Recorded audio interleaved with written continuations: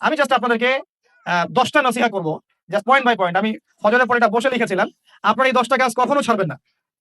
আমাকে ওয়াদা করেন এই 10টা কাজ আপনারা বাচ্চাদের ফিউচারের স্বার্থে কখনো ছাড়বেন না ইনশাআল্লাহ। তো আমার 10টা নসিহত হচ্ছে, এক, যে আমাদের বাচ্চাদেরকে ওদের লক্ষ্যটাকে স্থির করাবেন। ওদের জীবনের লক্ষ্যটাকে 1 নাম্বার, ওদের জীবনের লক্ষ্য হবে জান্নাত। এবং আমাদের বরেণ্য যে মানে সিংহ পুরুষরা আছেন উম্মার, তাদেরকে ওদেরকে চিনাই দিবেন, ওদের মতো ওদেরকে হতে বলবেন। তোমাকে হামজার মতো হতে হবে, তোমাকে খালিদের মতো হতে হবে, তোমাকে ওমর ইবনে খাত্তাবের মতো হতে হবে, তোমাকে আলী ইবনে আবি তালেবের মতো হতে হবে, তোমাকে মারিয়াম আলাইহিস সালামের মতো হতে হবে, তোমাকে আয়েশার মতো হতে হবে। এই চেতনাগুলো ছোটবেলা থেকে ওর মধ্যে ইনস্টল করে। ও সামনে একটা রোল মডেল দেখবে যে আমাকে এরকম হতে হবে। এইসব ক্যাটরিনা ম্যাটরিনা সব ফেলান, এগুলা পরিমণি টরিমণি সব ফেলান, এগুলা বাদ দেয়। যা চলতেছে যে সাকিব টাকিব সব বন্ধ করেন, এইসবের কোনো ফিউচার নাই। এসব ফিউচার হয়তো দুনিয়াতে কিছু দিতে পারে, কিন্তু পরকালে আল্লাহ পাকের আযাব গজব থেকে বাঁচার কোনো অপশন নাই। 2 নাম্বার, শয়তান মানে সন্তানকে 2 নাম্বার, সন্তানকে নিজের মনে করবেন না।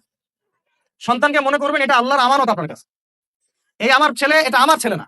এই ছেলেটা আল্লাহ পাক আমাকে দিয়েছেন। বিশ্বাস করেন আমরা তো ওকে নেওয়ার জন্য চেষ্টাও করি নাই।